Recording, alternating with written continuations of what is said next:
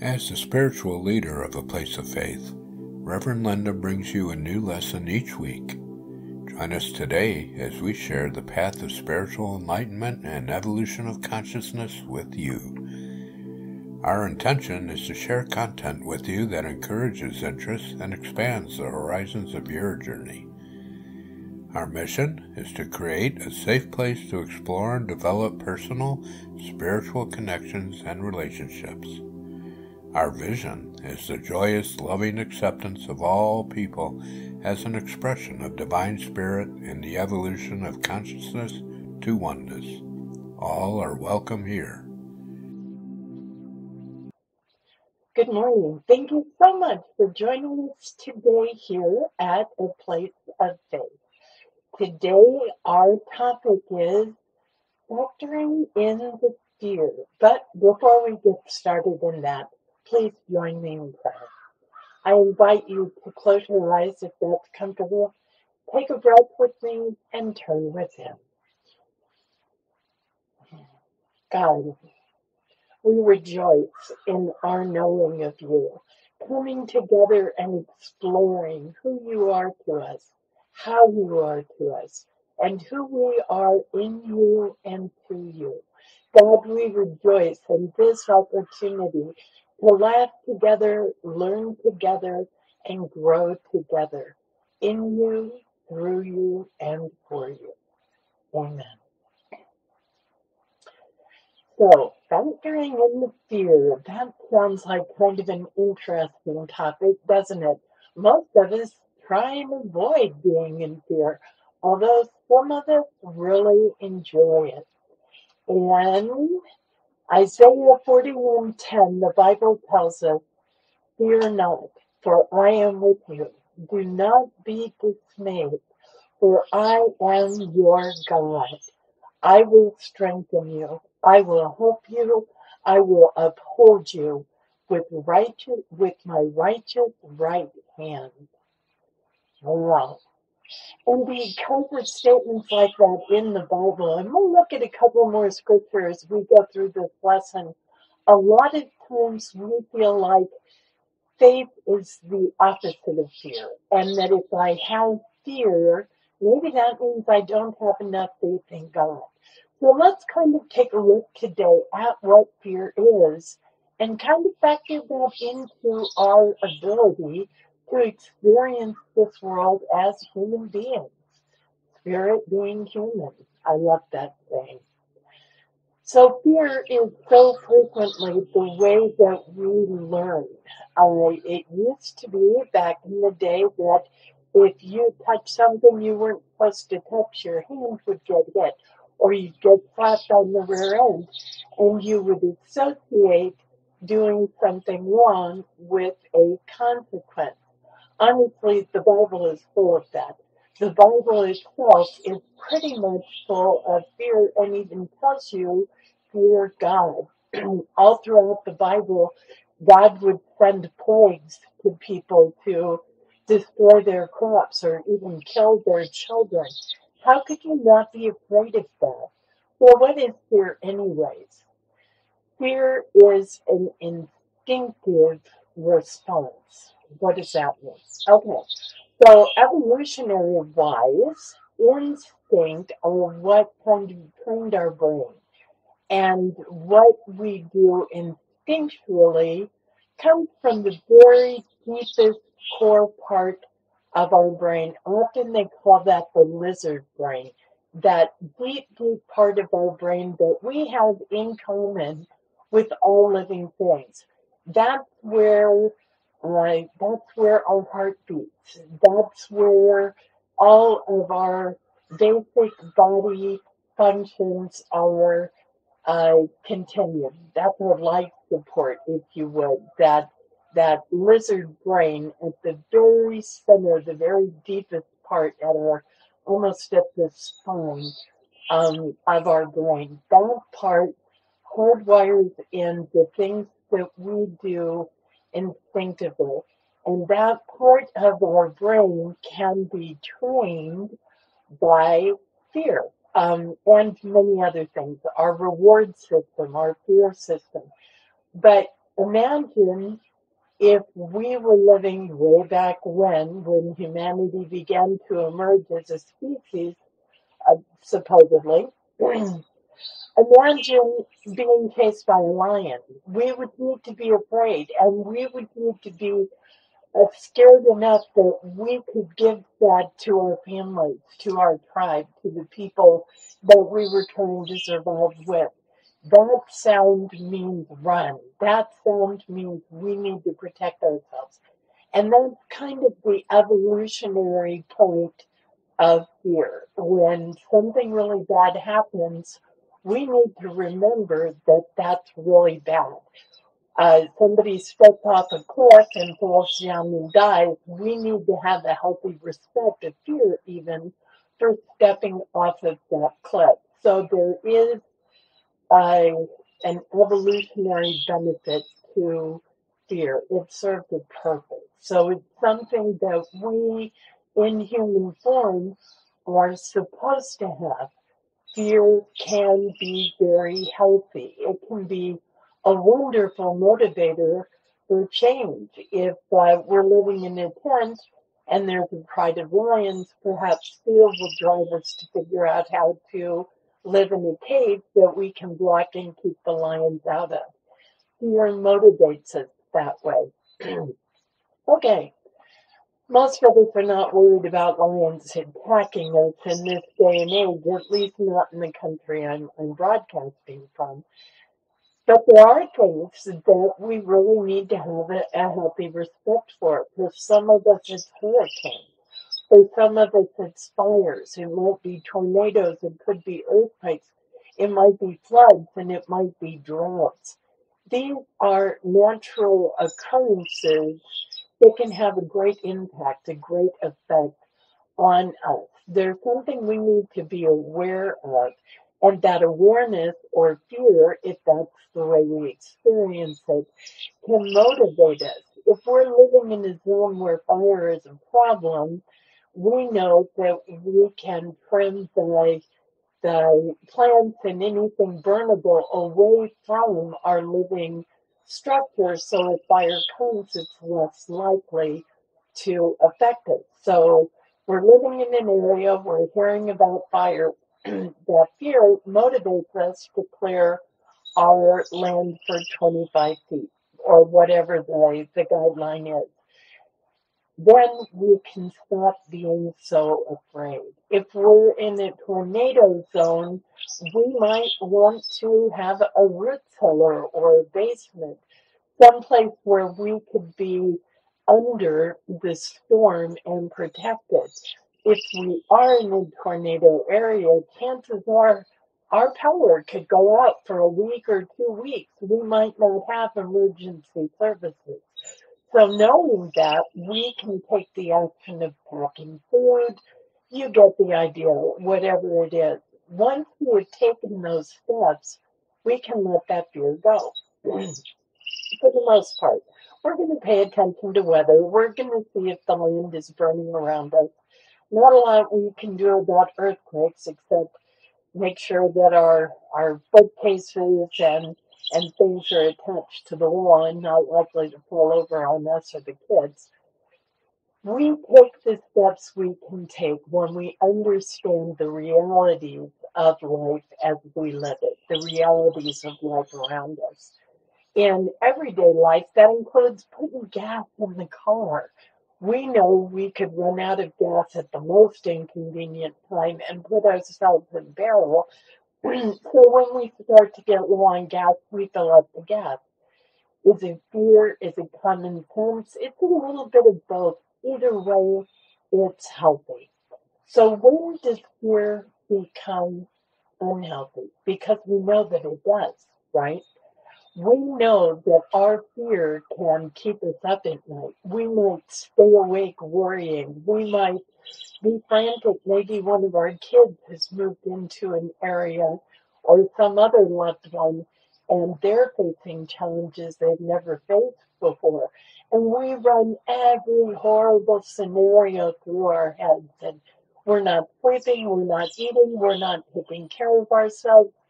That where fear becomes unhealthy.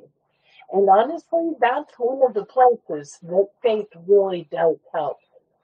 When we have an understanding of God as everywhere present, as our strength, as everything that we need, we know that we take those sensible actions, clear the land if that's what we need to do, put gas in the gas tank if that's what we need to do, and then pray. Give it to God. Wherever we are, whatever is happening, God is with us. And when our loved ones are out of our keeping and out of our care, praying for them opens that channel and surrounds them in that divine energy. Prayer absolutely helps. But that's not the real message we're talking about today. I want to talk today about fear conditioning. And I know that this is important because there are people right now, today, who are trying to condition you with fear. I call it fear mongering. Excuse me. And I'll give you an example. When things start to change, it seems like each and every one of us has our own process that we go through with change. Some of it's exciting, some of it's dreadful. We look at all the good things, we look at all the bad things. But there are people who try and control that and stop change from happening. And it could be all of us. If somebody's mad at us and going to break off a relationship, fear might motivate us to try and save that relationship, even when we know it isn't really healthy. It's kind of toxic. It's not working for us. But we have this fear of change, and we intuitively try and stop it. We try and control it. That's what I'm talking about on a much bigger level. Perhaps you've done this and it's worked out great. Perhaps you've done this and then really regretted it. A lot of times when we're trying to control and stop change, we make promises we shouldn't make. We offer compromises that aren't healthy for us and aren't healthy for other people. On a global scale, when things start to change in the economy, the people who are making a lot of money the way things are right now are going to invest a lot of money in keeping it just the way it is right now and not letting that change happen. And one of the big ways that they like to do that, because it works, is to scare you, to scare me. You and I are often at the lower end of that pyramid, if you will. And the people at the top don't want to see changes. So they deliberately scare people all the way up and down the chain, right? The pyramid, so that change can't happen, or it's harder for change to happen. Okay, that was kind of a lot. So let me give you an example. If I am making a lot of money because you're using my bank, okay? You're using the Bank of Linda, and I'm making lots and lots of money because you're using my bank. Somebody says something bad about my bank and tries to take my customers away. Oh no, I'm going to lose my money. I need to stop this change from happening. What will I do? Chances are real good I'm going to attack whoever it was that said something bad about my bank and make them look bad. I'm going to make them look like idiots so nobody will believe them. But while I'm doing that, I'm going to do something to reward the people that are in my bank. I'm going to give them a benefit of some kind. Maybe I'll change the interest rate on the credit cards, or maybe I'll change the interest rate on the money they're getting back from investments. And I'm going to do something that's going to scare them out of any idea of leaving, right? What would that look like? Let's say I'm going to start a campaign and tell you how smart you are to be saving at the Bank of Linda, how smart you are to be doing business here.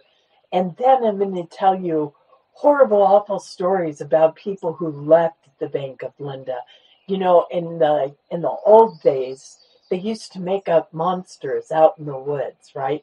They'd tell you, oh, don't go in the woods. There's a horrible monster that eats bad little boys and girls who go out in the woods. And they would scare you into not going out into the woods. This that I'm describing is that very same dynamic. This that I'm telling you about is exactly that on a bigger scale. So if I was trying to scare you, what would I do? Well, in today's day and age, sorry about that cough, I would use the media. We can, man, get on your smartphone, we can get on your TV, we can blast onto the radio. I can get my message to you in 1,000 different ways. And I'm going to make it shocking and startling so that you'll pay attention and you won't just ignore me. But I'm also going to try and make it kind of clicky, something that'll stay with you, that'll be easy for you to remember. Maybe I'll find a fun tune. Our news stations like to do this. They've got their own little ditty that they do when they come back from commercial. Do, do, do, to get your attention and make you pay attention. That kind of thing is used to manipulate you. And by manipulating you, they can, manipulate your feelings. And if they scare you enough, they can convince you to give them your money. Something that we see all the time that uses this kind of fear factor to get our attention and control us are all those medication ads that we're seeing. They tell you what this medication is and how your life will be better. Yay, it will be terrific. And they try and make that so exciting that the whole list of problems you can have if you take this medicine that they have to disclose by law for your protection don't matter as much. And if you listen to that litany, it'll say, bleeding, hemorrhaging, death. But those things don't matter because you can have a better life. You can have whatever they're promising. That's an attempt to manipulate you into going to the doctor and demanding that medication.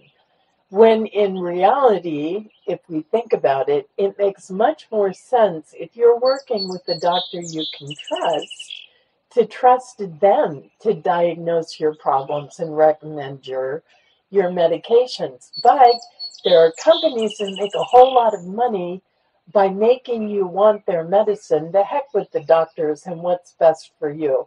This is what you want. You can go and demand it, and then you give them all the money that they want. It's a manipulation factor, a fear factor to try and control you and get your money.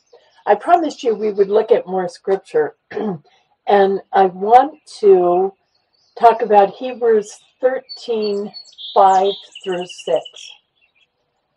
For he has said, I will never leave you nor forsake you. So we can confidently say, the Lord is my helper. I will not fear. What can man do to me? Wow. The Lord is my helper. I will not fear. What can man do to me? I think we're much more likely to ask, what can God do for me? And there are answers there. God so often communicates to us through ideas, whether we have the idea in our own head or somebody speaks to us, we wake up with it. These ideas are direct communication from God to you. When you need it, pray, meditate, open yourself to God. Even when you don't need it, pray, meditate, open yourself to God. Through prayer and meditation, all of your needs are heard, understood, and addressed. Do the right thing. Take the steps you need to take to protect yourself. Do whatever it is. Do you need to pack a couple of weeks, even a year's worth of food into the pantries in the basement? Then do that. Do you need to get the foliage, get the plants away from the house 25 feet out? Do that. Do you need to get gas or clothing? Whatever it is you need to do that. And then let God do the rest. One of the big things that I'd like for you to take from this lesson is the ability to see more clearly when people are trying to control you with fear. Factor in the fear. When you see a headline over and over and over and over again, ask yourself, who's getting paid on this headline? Why do I keep seeing it? Because I promise you, somebody is making a whole lot of money by putting that message, whatever it is, in front of your face. Wake up. Pay attention. They can only control you if you let them. And if you start looking at it through a different eye, you start seeing it kind of in a comical way. Wow, somebody's getting a lot of money trying to convince me that I have to have this, or I have to do this, or this is bad. We can't let this happen. We see it an awful lot in elections, right? It used to be when somebody wanted to be elected, they would tell you what they would do for you, what they wanted to, what their vision was for the neighborhood, the area, the country, and how that vision is going to strengthen you. It seems like nowadays elections are all about scaring you. If you vote for this person, all these bad, horrible things will rain down upon you and this will be awful. And the only way we can be saved is if you vote for me or my party, my party, my party. It shouldn't be about parties. It should be about people. Pay attention. Watch for people putting fear into your life. I believe this is where a lot of those anxiety disorders come from. Even our children, even our grandchildren are coming up with anxiety conditions that never used to happen because people are putting so much fear on them every day. Pay attention. Have faith. Before we go, please remember, you matter. You are sacred.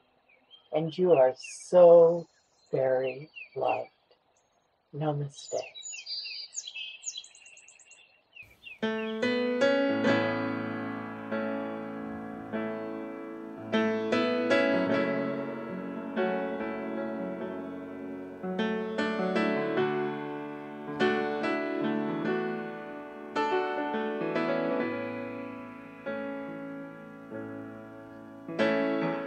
A lot of us grew up believing at any moment we could lose it all. At the drop of a hat, God might turn his back and move on. A lot of us feel like we blew it, thinking that we're just too far gone. But I want you to know that there's still hope for you now. And no matter what you've done, you can't erase his love. Nothing can change it. You're not separated, no matter what. There's never been a better time to get honest. Never been a better time to get clean. So come as you are, run to the cross and be free. No matter what you've done, you can't erase His love. Nothing can change it. You're not separated. No matter where you run, He's always holding on. You're still a daughter. You're still a son, no matter what. You're still a daughter, you're still a son, no matter what. Follow us on Facebook for daily meditations, prayers, and all of our videos. If you know of anyone, anywhere, who is struggling with spirituality or who wants a spiritual community, please share our videos. Commenting, liking, subscribing, and sharing are also ways to support us and help us grow. Reverend Linda is available by phone, Facebook Messenger, or Zoom conference for spiritual and ministerial counseling, guidance, and direction on a love offering basis. She can be reached through A Place of Faith at sohomail.com or through Unity Church of El Cajon. A Place of Faith is sponsored by Unity Church of El Cajon at 311 Highland Avenue, El Cajon, California, 92020. You can send donations there. Just put APOF on the check, or you can also contact us through our website at www.unityofelcajon.org and make your donations on the website. Thank you for your support.